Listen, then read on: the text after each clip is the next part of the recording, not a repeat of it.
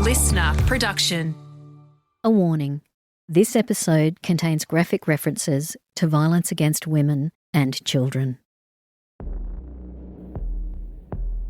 Hello, I'm Dan Mullins, executive producer of Crime Insiders. Welcome to our Rewind series, where each Wednesday we feature an episode from our back catalogue. This week, 2 young girls shot dead in a town of less than 1,000 people. With local law enforcement stumped, they turned to a renowned FBI behavioural analysis unit for answers. When I was working in the crime lab, I felt like I was a very small part of a bigger investigation. So I think my first dream was I wanted to join the FBI. And I had a colleague who was a mentor to me, and he had joined the FBI about 2 years before I did. And I thought I'd love to be in charge of an entire investigation and take all the investigative pieces and the forensic pieces and put it together myself. So I joined the FBI understanding that I may never be a profiler, but also with the understanding that I could continue with forensics by being part of the FBI's evidence response team. So I don't think I would have made the leap had I not been able to continue in forensics, because that is my true passion. It's how I started in this line of work of fighting crime. And so knowing those two things, knowing I might never be a profiler, but I could also still have my forensics and be a part of the evidence response team, I think that's what ultimately convinced me I could do it and that I would be happy making that leap. How did the progression take place? So did you start working in their labs and study part-time, or join one of their mentoring programs, or how did it work? So when I first joined the FBI, you have training. At the time, it was 16 weeks of training at the FBI Academy, where they expose you to all different aspects of being an FBI agent, including firearms and tactical vehicle operations and the legal aspects. And so we do the training, but then they tell you you're not going to have any choice of where you go or what you're assigned to. So my first assignment was to the Boston, Massachusetts office, and I was assigned to bank fraud. And so that's how I started. And then because of my background as a forensic scientist, I immediately applied to be on the Boston Division's evidence response team, and I became part of that. So I worked for about 3 years working bank fraud, and then I transferred to public corruption civil rights, and I worked that for about 8 years. But along the way, I was still part of the evidence response team. And then I also became what's called an NCAVC coordinator, National Center for the Analysis of Violent Crime coordinator, which is a position in your local FBI office that is a liaison between state and local law enforcement in your area, or the liaison between state and local law enforcement in your area to the FBI's behavioral analysis unit. So that's a stepping stone. And then there was a position that opened up at the BAU in the Crimes Against Adults unit, which is the unit that I wanted to be in. And that's the unit that focuses, obviously, by its name, on crimes against adults. And it usually is focused on serial murder, mass murder, bizarre and unusual types of homicides, serial sexual assault, and different unusual cases. And because of my background, not only in the evidence response team and having a violent crime background, because of that, I also had this white collar background. So that made me more competitive for this particular opening at the time. So I was very fortunate, very lucky that the timing worked out for me, because it's a competitive position. So you're not a psychologist? No. Psychologists look at people, make diagnoses of any mental illness, of their behaviour patterns. You never get to see the person. You may not even know who they are, and yet you're building a profile on that person. So how does it work, Julia? So some people have a background in psychology. We did have PhD level psychologists that worked in the BAU, but our job is not to diagnose. You're absolutely right about that. And we're not qualified to do that. Like, as you pointed out, you have to sit down and talk with someone. You have to be an expert. You have to evaluate them. And we just don't have that ability to do that. And that's not our role.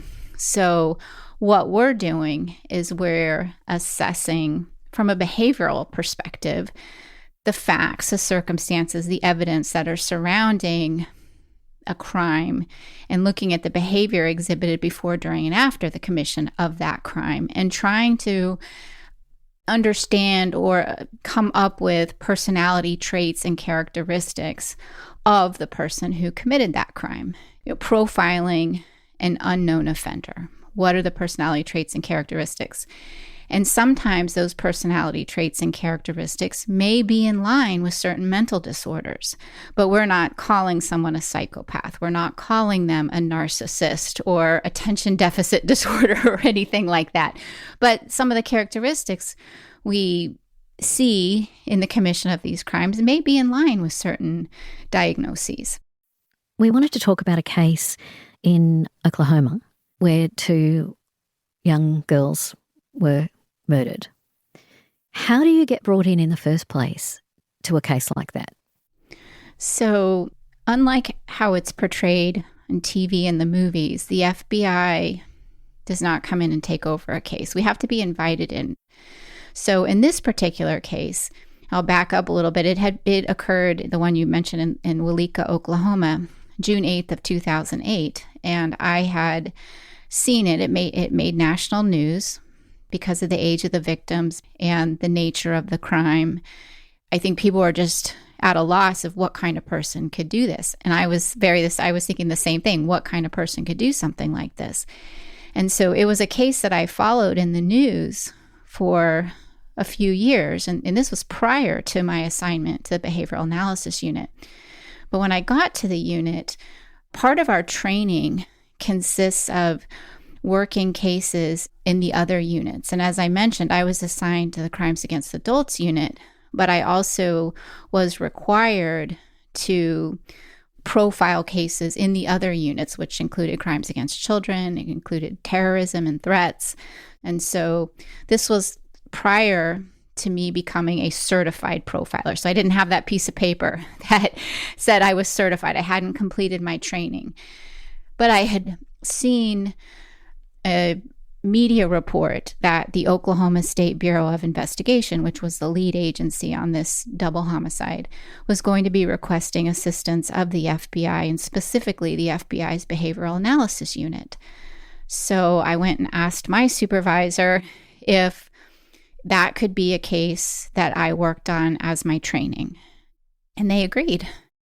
So I think I was assigned the case in 2011, the beginning of 2011. So it had been about 3 years since the homicide. So it was a little surreal to be wondering what kind of person could do such a thing and then have it be my job to figure it out. Can you just walk us through the very basics of this crime? And then we can get on to you examining the forensic evidence. Given your background, that must be a fantastic advantage. Yeah, I think that is one thing that I brought to the unit was my background in forensics. And I thought this was a good case because for me to take a look at, because a lot of the cases in the Crimes Against Children's unit dealt with child exploitation. And I wasn't used to that kind of investigation, but I was used to homicides. And this case involved the 2 victims were walking down a rural road in Weleetka, Oklahoma. It was a dirt road. It was only several hundred feet from one of the victims' homes. And this was a beautiful Sunday afternoon, and they were both shot to death with 2 different weapons. And they were just left on the side of the road in a ditch. And the father of one of the girls found them, and then her mother called 911. How old were the girls? They were 11 and 13, and they were the best of friends. This is a small town? Very small.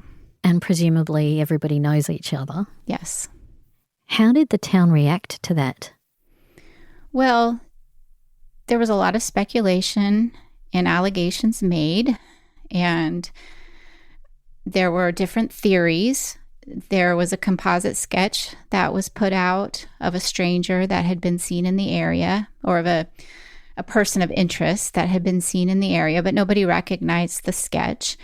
And then there were allegations that they were killed because they came upon a methamphetamine laboratory, or they were going to inform on somebody involved in criminal activity, or it was a revenge killing because the parents were involved in some kind of illegal activity. And so there were a lot of different theories that were, I guess, spread among the town and the area.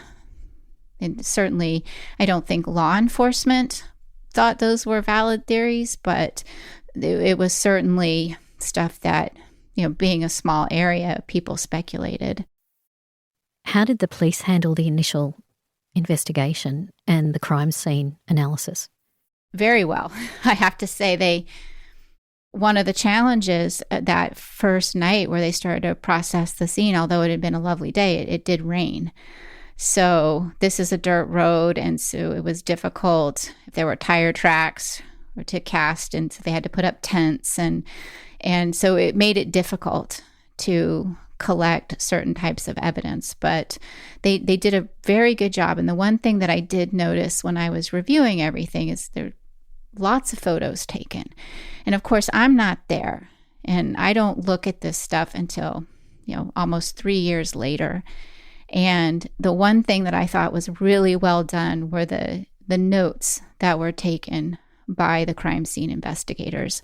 So questions that couldn't be answered from just looking at a photograph, I was able to see notations made at the crime scene describing certain items of evidence that you couldn't necessarily tell from just the photographs. So it was very well documented. You were doing this by remote from a distance at this stage? I did it first. So they send you all the material, the crime scene photos, autopsy photos, investigative information, timelines, interviews that they've conducted, laboratory results. And so I started to review those materials. And then there were a couple things that I asked for, and those were that the investigators give questionnaires to people that knew the victims well, their friends, their families, their teachers, because that was the one thing I felt wasn't developed as much. And I wanted to know more about the girls, their victimology, to try to determine if they were involved in anything that could put them at risk for this kind of violent confrontation, or if this was potentially revenge, or were they targeted. I really wanted to know more about them. So that was the one thing that I asked them to do. And so having reviewed all that and reviewing their victimology along with everything else that was provided by the investigators, then I took a trip to Oklahoma and they took me out to the crime scene. What did you find when you got to the crime scene? What was really interesting is that this area, it's very rural. It was farmland. It was wooded area. And these are just a series of dirt roads, probably about 3 miles from the main interstate. It's well away from a lot of, traffic. It's definitely a place where you don't just accidentally come upon this area. And so when I was being driven out to the crime scene by investigators, I told myself, I'm going to pay attention as best I can. And will I be able to get myself out of here if I didn't have somebody with me? Would I be able to find my way here and then get myself out? And I got lost very quickly because the roads don't even have names. They were numbers. And even in the 911 call, when the mother is trying to tell the 911 operator where they're located, there's a lot of confusion. and the mother's trying to give the number of the road and explain where they're located. I thought, this is not a place that just somebody comes upon. That's what I noticed right away. And then we got out of the car and we were walking down the road, and we were walking down the middle of the road. And this was on a weekday, and they were killed on a Sunday. And what investigators told me is that on the weekends, this road, they did surveillance out there on a Sunday afternoon, and a car came by about every 5 minutes. And it's actually busier on the weekends because people use it as a cut through from one town to another. But during the week, people aren't really out on that road. And we were out there, I think we walked around and walked the area for about 2 hours, and the entire time only one car came by. And we were walking down the road, and I didn't even hear the car come right up behind us. And one of the investigators put his hand on my elbow to move me out of the way, and I turned around and there's a car right behind us. I didn't even hear it. And I thought, this is very muffled. The trees that line the road, you just don't hear things. And I noticed as well, they had walked from one of the victims' homes and they were taking a walk to a bridge. And they like to go to the bridge and they like to throw rocks off the bridge. And sometimes they'd catch turtles and write their names on the backs of the turtles. And this was something they had done the previous day. And I just felt like this was seemed like such a safe area, such an area that these girls could explore and never have a care in the world. And the other thing that I had asked, because of the speculation about, well, they must have come upon a drug lab and they were going to report it, and so they were killed for that. And I remember asking the detectives, well, how close is the closest drug lab that you've ever found? And it's like, it's about 5 miles away. There wasn't even anything close. So I'm starting to get an idea of this area, and there's not a lot of danger. It's very quiet. It's muffled. The access mostly are going to be locals. I found it very hard to believe that some stranger just came off the main road. And that was one of the things, that's one of the questions I wanted to answer for investigators. Was this a local person, or was this truly a stranger? And I really didn't think it was a stranger just based on my visit there. Do you think the woods are the reasons that the family 200 metres down the road didn't hear gunshots? Yeah, well, I do believe that that's the reason, but I do think, too, there were certain areas where people did hear gunshots. So I think it was strategic, depending on where you lived or were located in that area. You may or may not have heard the gunshots. And so some people did report hearing gunshots. However, this area, nobody thought twice about that because they hear gunshots all the time. People are hunting, people are target practicing on their property. I mean, this is farmland. This is not a densely populated area. So like maybe on one side of the road, you might have heard the gunshots, and then on the other side, you might not have heard them. But yeah, I do think that it prevented at least her family from hearing gunshots. And then those who did hear them didn't think anything of them. Because guns are a part of the culture of living in that area. Very much so. Yeah, very much so. Of the population, how many would have been familiar with guns? One of the things that I had told investigators, and this was based on my analysis that, in terms of kind of recreating what happened, this was somebody who was a very good shooter. He was very accurate, and he fired in a high-stress situation. And one of the girls had turned to run. And so he hit a moving target, and he hit a moving target multiple times. And then I determined that likely he stopped shooting with that gun, which was determined by the laboratory to be most likely a Glock 40 caliber weapon. And then he went and got another gun, which was a .22, and then shot them both again. So I was thinking, this is somebody who is familiar with weapons, likely practices with them. And I think at one point I had told investigators, he's a gun nut. And they started laughing at me. And they're like, this is Oklahoma, ma'am. Everybody has a gun.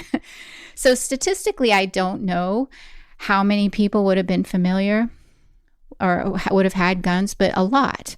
It was not easy to just determine, okay, this is a person in our area who has guns, and so let's go talk to them. This would have been a lot of different people. What made you think that there was only one shooter, not two? And that was one of the questions I did want to answer for investigators, because many of the investigators thought there had to be two shooters. And the reason I determined that it was most likely one shooter, you're never 100% about anything, by the way, when you're profiling, but most likely because taking into account the crime scene and the autopsy findings, and I was able to kind of piece back together a sequence of events that I thought were the most likely sequence of events.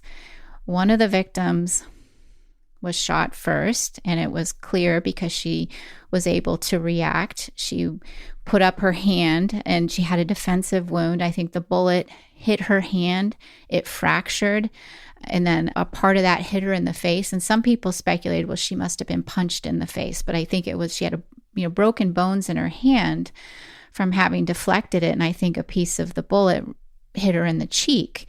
And so I believe she was shot first, and then the other victim had a chance to run, and she was running, and then she was shot like in the back, and she was shot in the back of her arms, and then she was also shot in the side, which the medical examiner said would have been immediately fatal. And so I was kind of piecing back together. And so by this point, the shooter has shot one victim. The other one, he didn't have complete control over. And so she ran. So I thought, okay, that's leaning toward one offender. If you had two offenders, they might have had better control over the victims. Then the offender likely went and got a different gun.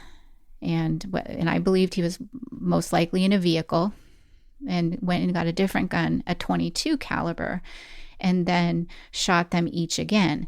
And so looking at that, I thought there was nothing that had to have happened simultaneously, where you had to have two people.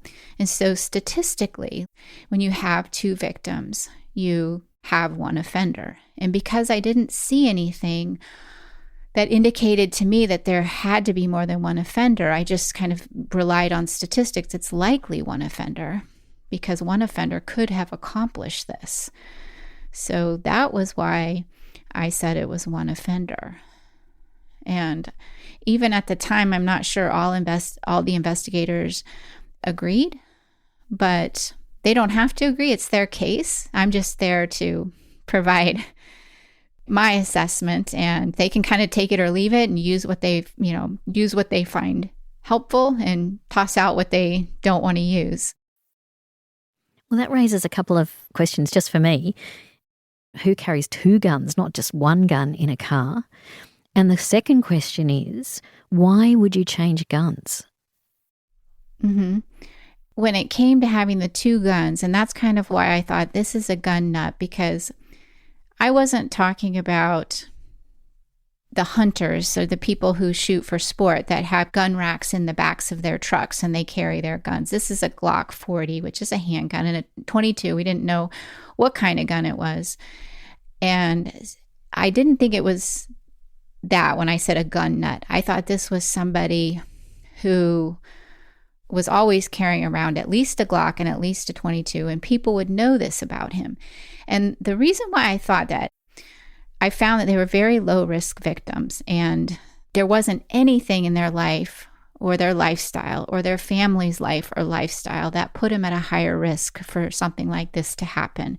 So I really felt that the motive for killing them was formed on that day. This wasn't some revenge killing. They weren't going to meet anybody because they didn't have access to computers or cell phones. One of the victims did have a cell phone, but it was determined she only ever communicated with her parents. They didn't have access to computers at home. They only used computers at school for homework. And so they're very low risk. And so I thought, okay, this person wasn't planning to kill them. So something happened on the road that day.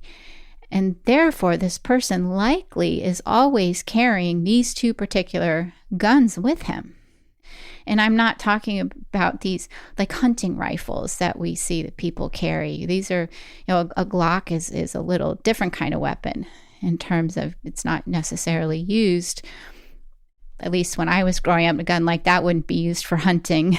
And I grew up in a rural area where we had a lot of hunters and people had a lot of guns, and they stored the guns on their walls in their home. And this was not the kind of person I was talking about.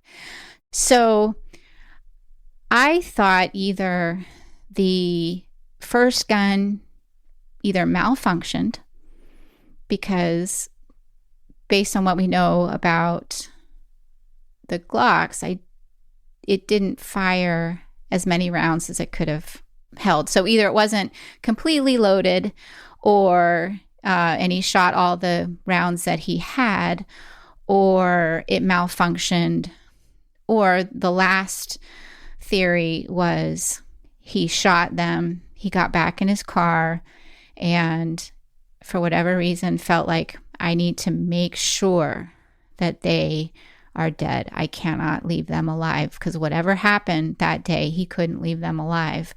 And so he just grabbed another weapon and then used a different weapon. So those are my theories, like my 3 different theories as to why. But it really did appear that he shot them with the one gun and then went and retrieved another one and came back and shot them again. Did he move the bodies or try and hide the bodies at all? No. There was some indication potentially that one of the victim's legs could have been moved, but she also could have fallen in that position. But from what I was looking at, I didn't really see that the offender had any significant interaction with the victims, and neither victim was sexually assaulted. Does that change your concept of the motive for the killing then? It did. I felt like there had been some kind of interaction, and I didn't feel, just because of there was no indication of any kind of other injuries to the victims, there was no indication that there had been a real struggle between the offender and the victim. And keeping in mind, the crime scene had been slightly ruined because of the rain, so it was hard to tell exactly if there had been a lot of struggle, but it didn't appear that there had been a struggle. So I didn't feel like the offender had attempted a kidnapping. However, based on their age, I thought there could very well be a sexual component to it, but I didn't feel that this was a kidnapping or a sexually motivated homicide as we know them to be. It didn't have that feel to it to me, just based on what we were seeing at the crime scene. And there was no theft. One of the girls was carrying a bag that had some belongings in it, and that was still right next to her. So I just felt that there was some kind of interaction. I didn't know what that was. And the offender felt like whatever that interaction was, he couldn't let the girls go back home and tell their parents what had happened. So that's incredibly intriguing and disturbing. At the same time, presumably the police then would initially look at sexual offenders. But if that offence isn't necessarily the motivation for the crime, then your pool of suspects must grow dramatically. Yes. And they had interviewed so many people that I even told them that I believed that they had likely already interviewed the offender. Because one of the things that they had done is they were trying to track down anyone who might have owned or at one point purchased a Glock 40 caliber weapon. And they were going out, and this was not an easy task. There were many people, and they were going and interviewing them. And I thought, likely, just based on the scope of their investigation, they likely talked to the offender. Were they mostly interviewing local people? Yes. Throughout the state of Oklahoma, anybody who had a Glock, even if they didn't live locally, they would interview them just to make sure. But the majority of their interviews were local, just because this is where the girls lived. Did you go through any of those interviews? I did go through a lot of the interviews.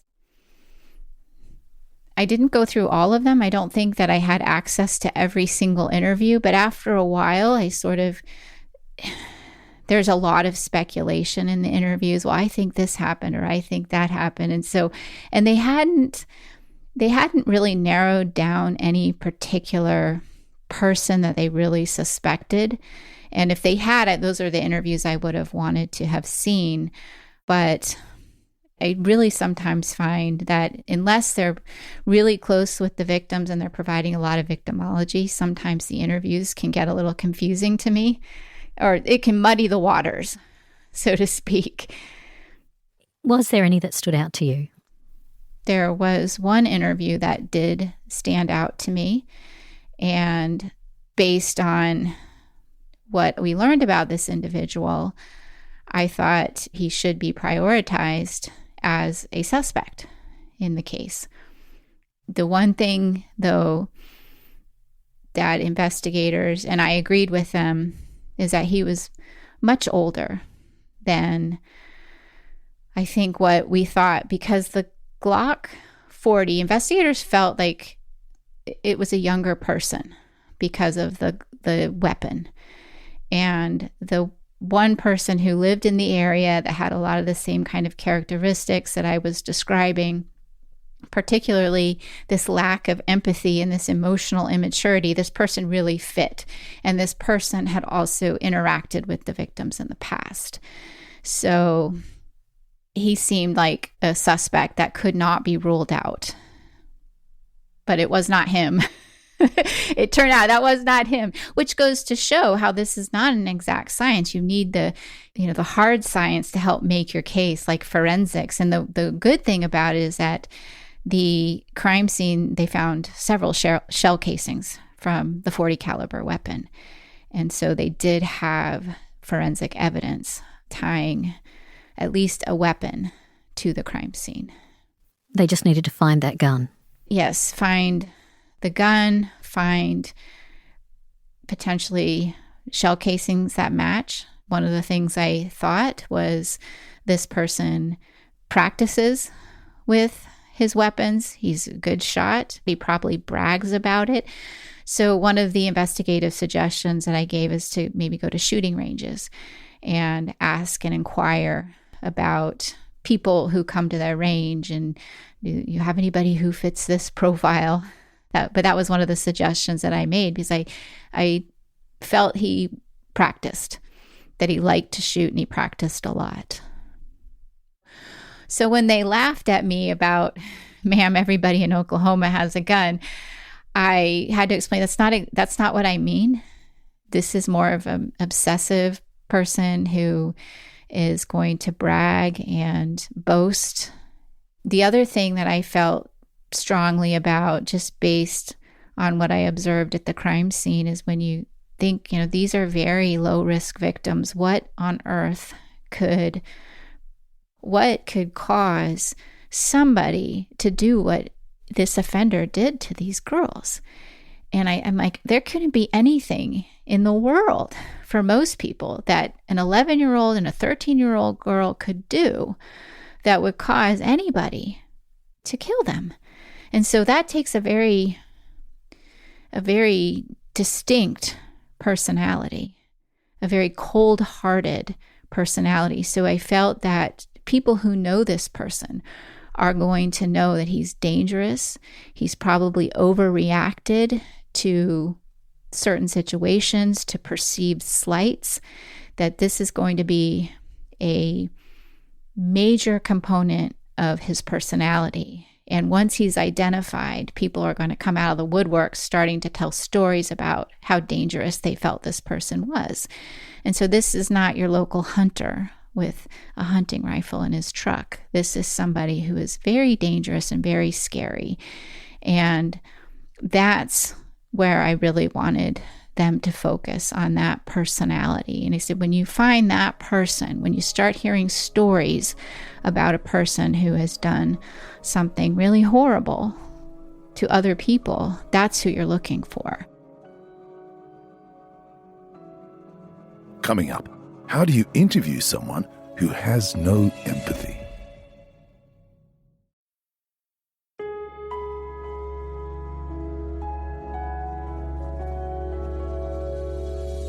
Not everybody reports assault, so that makes it even more difficult, particularly intimate partner or family violence. Were you then looking at previous crimes, assaults? One of the things that I had suggested is they go back over people that they had had contact with, particularly anybody who had the weapon that they were looking for. And they hadn't been able to contact every single person that they thought would have a Glock. They couldn't locate all the weapons. But taking these characteristics and going back over and looking at people that they've talked to and kind of overlaying that profile and asking these questions. Have they ever done anything that was unexpected? Do they overreact to things? Have they ever lashed out at you for something that seemed very minor? That these are the types of people that you are looking at. So when you're starting to look at people that maybe have these particular weapons, do they have these character traits in their background? They might not necessarily have a criminal history. They might not necessarily have ever killed anyone before, but these are going to be characteristics that are reflected in their interpersonal relationships. Did that give them any leads? What ended up happening is an offender or a suspect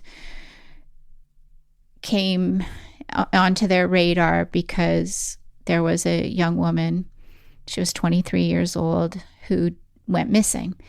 And she was supposedly going off to get married to her boyfriend, and his name was Kevin Sweat.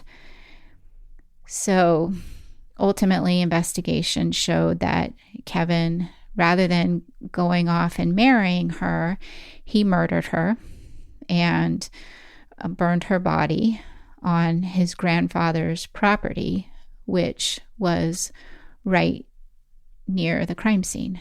And he lived near one of the victims, the two girls. And during the interview of Kevin, the investigator said, he matches the profile. I think he killed the two girls as well. And he happened to be the same investigator that was the lead investigator on the two girls. So I got a phone call, and the investigators were telling me this guy matches the profile. And this was just a few months after I had been out to Oklahoma. And my initial response was disbelief in a way. I trusted them. I knew they were good investigators, but I also started thinking, I hope they don't have tunnel vision and think that everybody's going to fit, because I just thought this can't be happening so soon.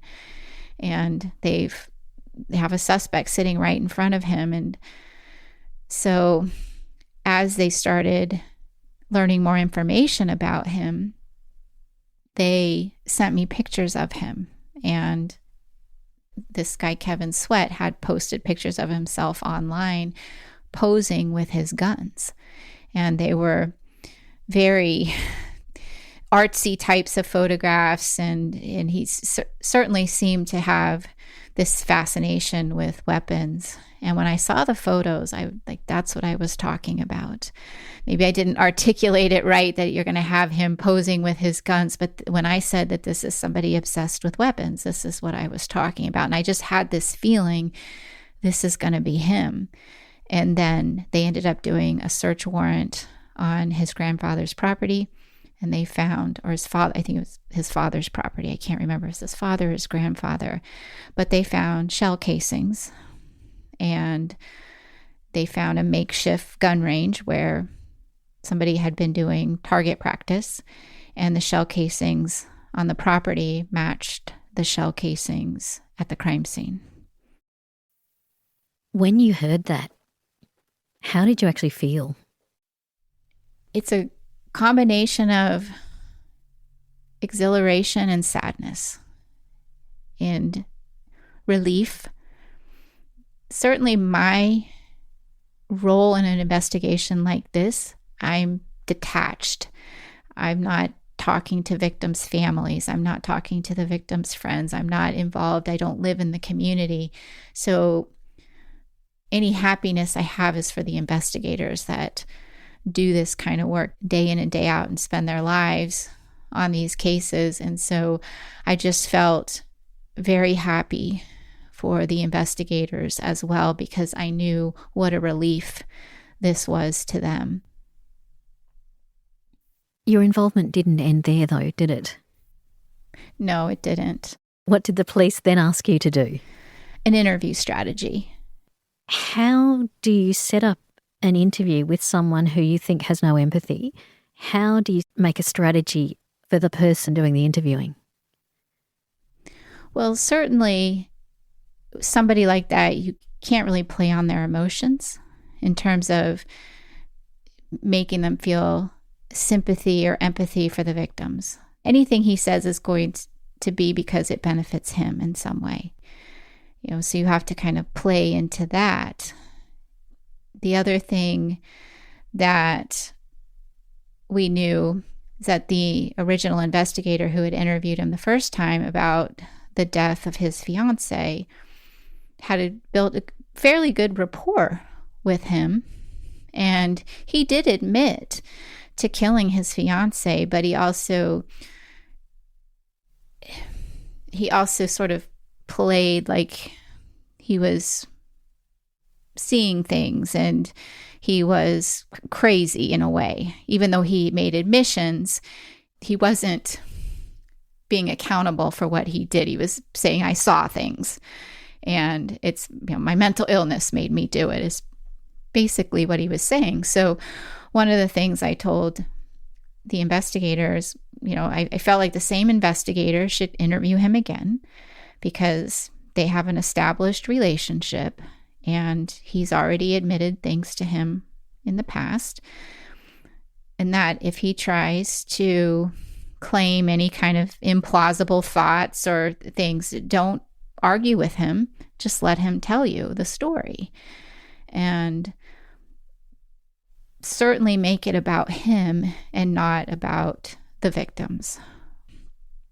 And so ultimately, when he was interviewed, he told the investigator that he was on the road that day. He pulled over because he, and I'm going to quote him, needed to take a leak. And while doing so, he saw monsters coming at him and he had to shoot them. And then he got back in his car and then the monsters came at him again and he had to shoot them again.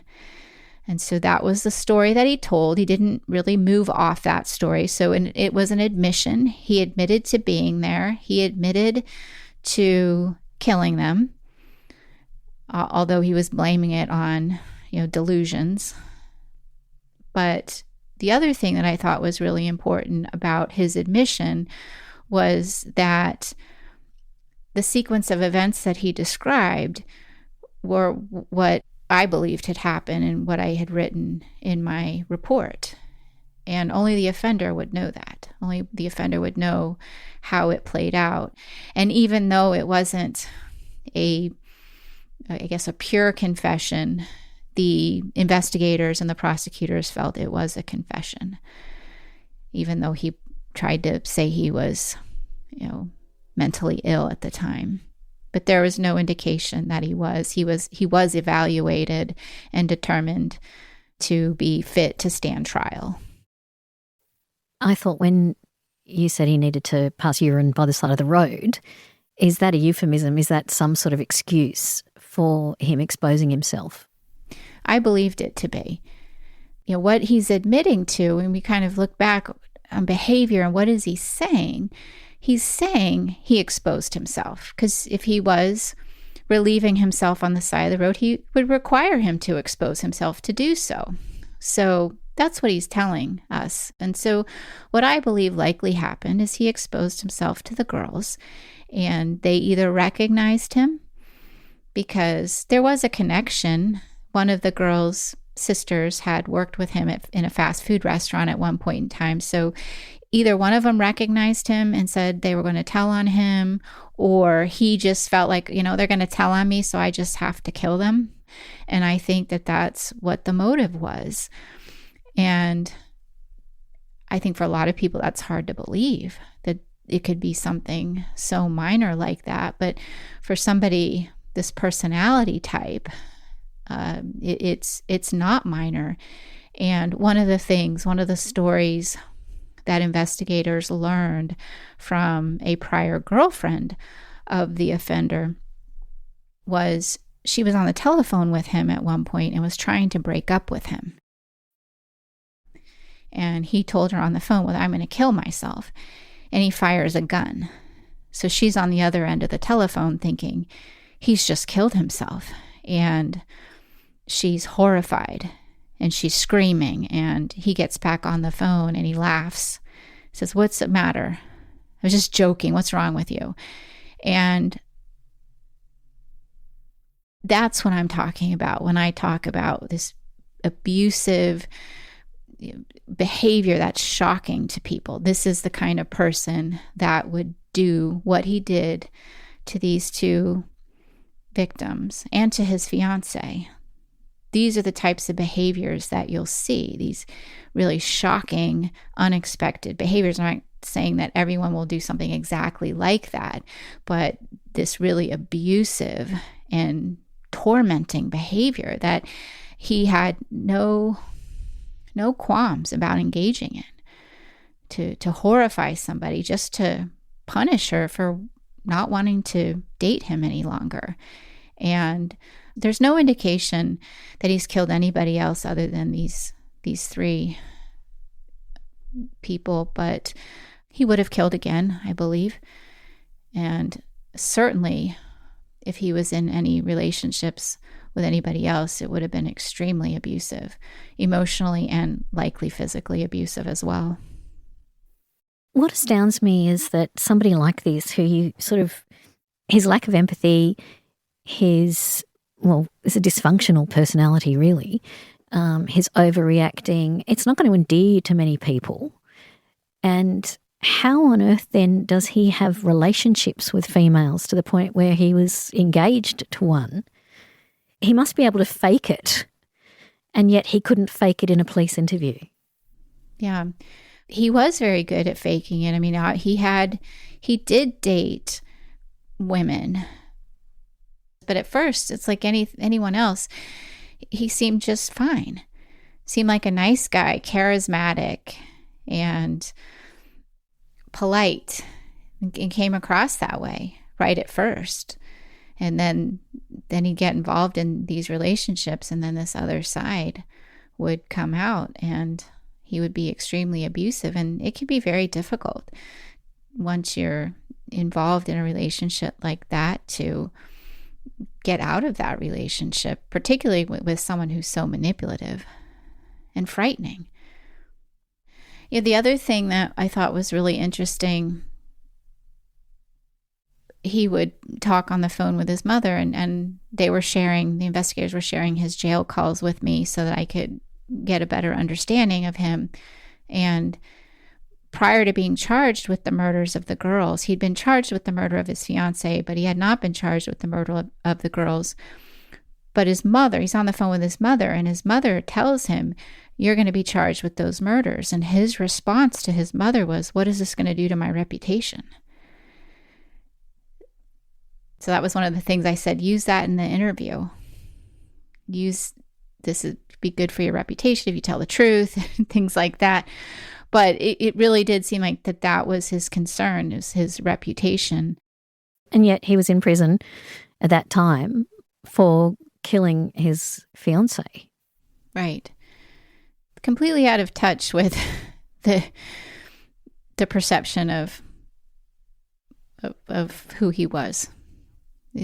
Completely out of touch with reality. Not in a crazy way. He knew right from wrong.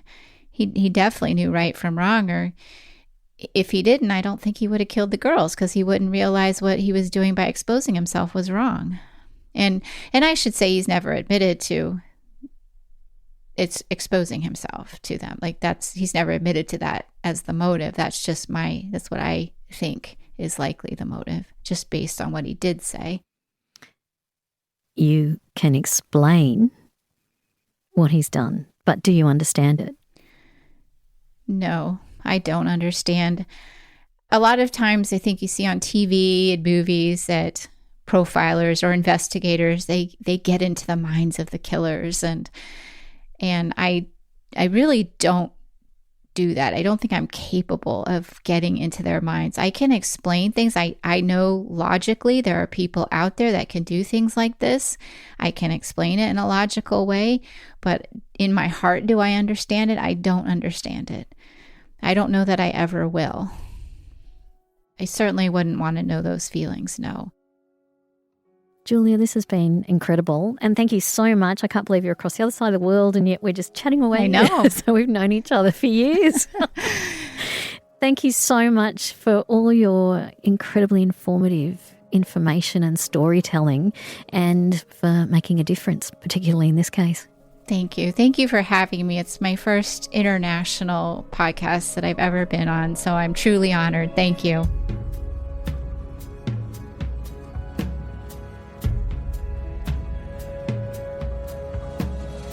That's all we have time for in this Rewind episode. If you know someone who loves true crime, recommend our series to them. And check out our videos by searching LiSTNR Crime on TikTok or Instagram. I'm Dan Mullins. Thanks for listening.